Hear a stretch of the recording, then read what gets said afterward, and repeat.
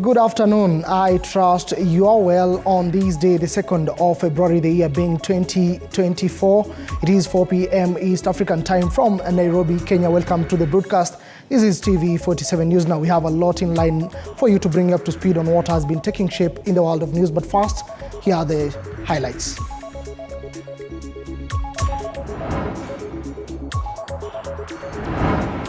Government vows crackdown on illegal gas filling plants after Embakasi blast. Blame game begins as Embakasi blast victims recover in hospital. Stakeholders meet to discuss health insurance regulations.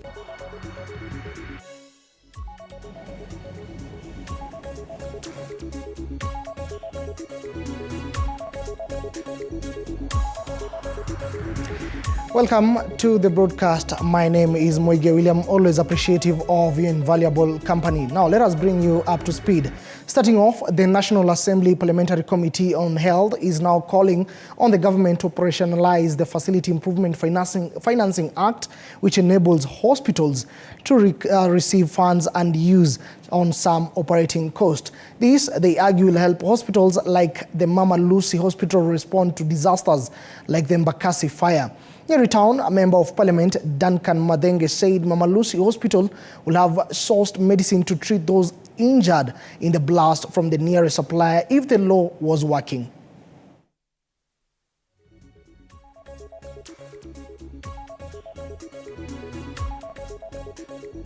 We should be able to buy medicines for Mama Lucy Hospital and make sure that people who are going there are given their medicines and they are given proper treatment. The FIF bill, a law, was in place. Mama Lucy would have been able to go out to the nearest supplier, acquire those drugs on an emergency basis from the funds that they have retained and serve those patients. And therefore the question of what the judiciary is doing in terms of an entity appearing before the court, getting ex parte orders that have a huge impact on the rest of Kenyans is becoming an area. All right, now let us shift our focus to a developing story that we have been keeping tabs on since yesterday night as from 11:30 p.m. whereby a blast occurred in Embakasi in what is said to be a filling and gas plant, whereby the Ministry of Health, as we speak, is appealing for blood donations to help those affected by the Embakasi gas plant blast. Several blood donations units have been set up at major hospitals as well as countrywide. Last night's blast killed 3 people and injured several others who are currently receiving treatment in different hospitals. We shall keep you updated on this particular developing story. Na serikali yetu, ningetaka kusema asante sana, pongezi kwa wale medical officers, wale volunteers, wale watu ya Red Cross, wale watu ya United Nations, our police officers and all those ambaye wameshughulikia kuhakikisha ya kwamba watu wameshughulikiwa na hatujapoteza maisha vile ingekuwa. Na kwa hivyo ningetaka kusema tumepanga vizuri, hao maafisa wetu wa polisi wataendelea kukaa hapa. Wale ambaye wanatoa huduma za dharura wataendelea kukaa hapa, tukiendelea kusaidia wale ambaye wameathirika. Na ningetaka kutangaza ya kwamba tumekubaliana na Deputy Governor na ma-PSs wetu wote wako hapa. Ma-PS wetu wa Public Health na yule wa Medical Services, tuko na PS wa Special Program, tuko na Regional Commissioner wetu.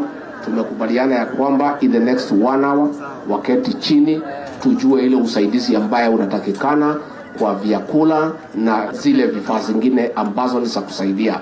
Mambo ya blanketi, mambo ya mattress, mambo ya vile hawa watu watalala. Serikali yetu itashughulikia. Tunasema ya kwamba baada ya 1 hour ijulikane ni nini ambayo inatakikana. Serikali yetu kutoka special program tutatoa vyakula and non-food items, na tutauliza watu ya United Nations watusaidie, watu ya Red Cross watusaidie, hata wananchi binafsi, wale watu wa heri jema, wale ambaye wangetaka wako nia jema wangetaka kusaidia. All those good Kenyans who would want to support these people, they are welcome to do so. In the next 1 hour, the government spokesman will be detailing to the people of Kenya the. All right, it is still a developing story there. You have that. Speaking right there was the Deputy President Rigathi Gachagua, flanked by government spokesperson, that is Isaac Mora, giving an update on that particular incident. Still on that particular incident, the Embakasi blast, the National Council of Churches of Kenya, NCCK, has called on speedy investigations into the blast that occurred in a gas storage and filling plant in Embakasi, Nairobi, Thursday night. The council has further called on the Energy and Petroleum Regulatory Authority, that is EPRA, to take charge of the situation by carrying out inspection of such facilities across the country so as to deter any occurrence of similar incidents with the Embakasi blast, so far claiming 2 lives and more than 270 persons injured. We are learning that the explosions and the fire that happened in Embakasi was caused by illegal operations for people who sell gas. We are urging the state agencies like EPRA, who are charged with that responsibility to do their job, and for Kenyans to be watchful where they find this kind of operations, to inform the relevant authorities and for them to take action. We do not wish to lose any Kenyan because of private organizations or firms that are doing the business of gas inside residential areas. They should be established in areas that are not residential areas, and so that we can protect the lives of Kenyans. All right, dear viewer, now let us shift our focus, but we are going to give you a blow-to-blow coverage on that particular story in our subsequent bulletin at 7 and 9. Elsewhere, the National Youth Service has launched its national recruitment drive due to start on Monday. Public Service Cabinet Secretary Moses Kuria says the exercise targeting 15,000 recruits will be transparent. Speaking at a briefing with the National Youth Service, that is NYS recruiting officers, the Cabinet Secretary admitted that the government has addressed challenges that have adversely affected the exercise to ensure all young men and women are given an equal chance. More than that, is not about NYS.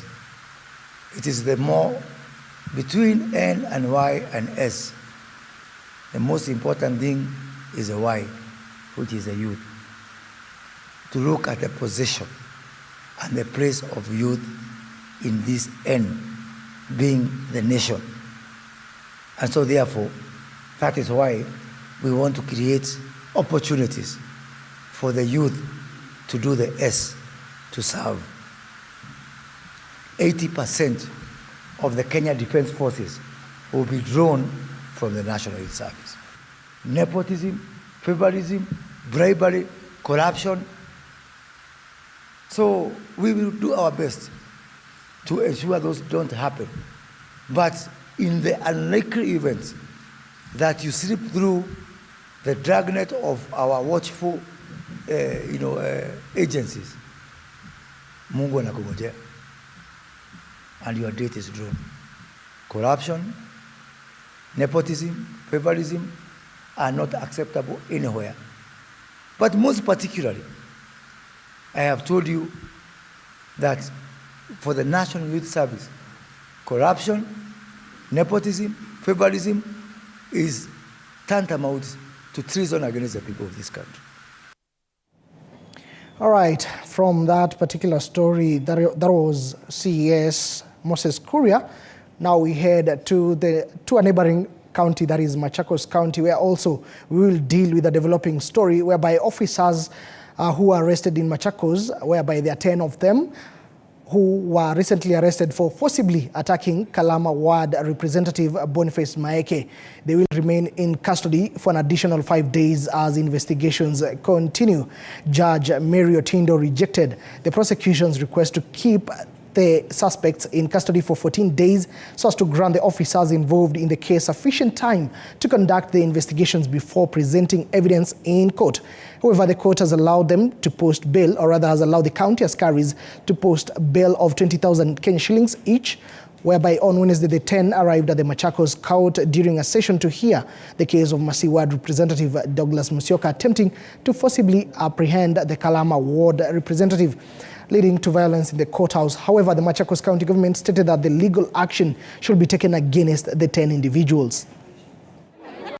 The upshot, therefore, and the disposition of the application is that the applicant's prayer for the 14-day is not merited.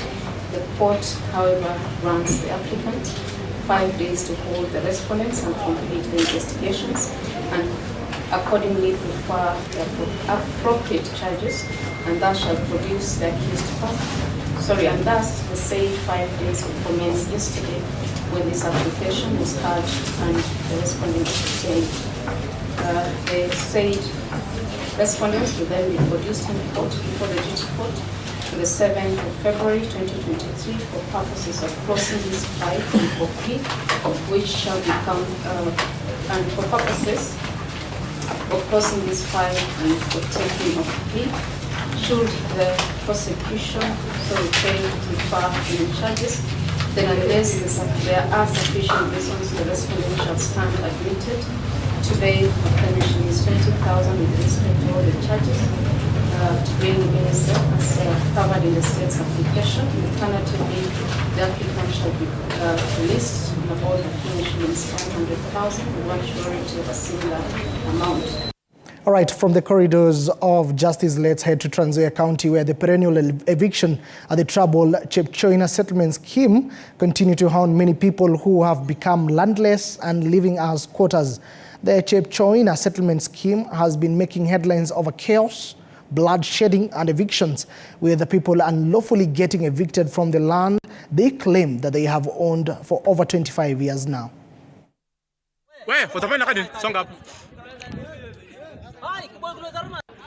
Kuna wakora waliingia hapa, wakora wanne. Hawa wakora, mmoja amehoa, mwingine amekamatwa, wawili wametoroka. So idara ya polisi walijua hiyo kitu mapema, ndio wakafika pale. So katika hiyo hali, OCS wetu amepigwa risasi mkono, sijui ni mkono upande gani, but nasikia amepelekwa lodu amefunjika. All right, that is story from Trans Nzoia County, Pokot rather, and we are still keeping tabs on that particular story. It is also developing, and we'll be having more details for you in a subsequent bulletin. Elsewhere, Health Unionists have today submitted their proposals for the Social Health Act, where they urge the ministry to consider amending the clause on the contributions from 2.75% of gross salary to basic salary. Public health officers, on their part, want the Social Health Authority to consider making it mandatory for health checkups and screening.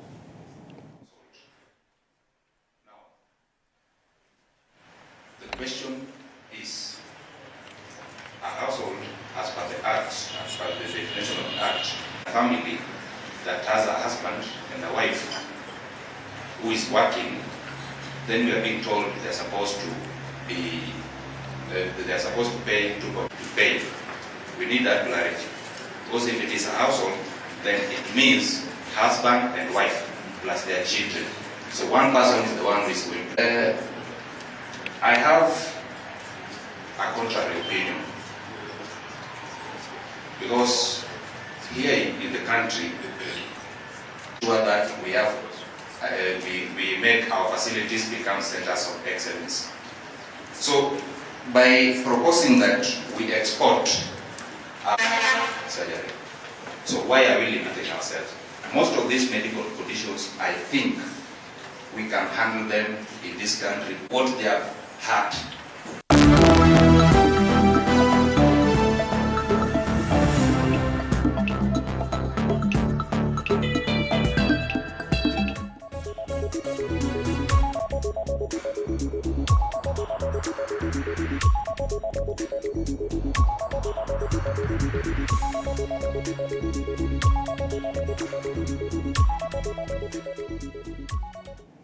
All right, and now it is time to get sporty. National Traffic Commandant Mary Omari has revealed an integrated management plan and safety measures for participants and spectators during the World Rally Championship Safari Rally to be held in Kenya.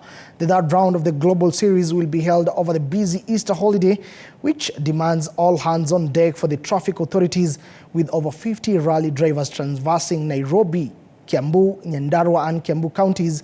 The team will have breakdown vehicles ready to tow unstalled cars to deal with any emergencies. Hospitals have been fully equipped with ambulances strategically positioned along the routes. There will be boots on the ground from multiple agencies, including the Kenya Forest Service, the Kenya Wildlife Service, the National Youth Service, the General Service Unit and county governments. The rally zooms off on the 28th of March at the Kenyatta International Convention Center in Nairobi before fans enjoy the super special stage at Kasarani Stadium. In the championship paired together. Kalarov and Pera, who had trouble with this stage.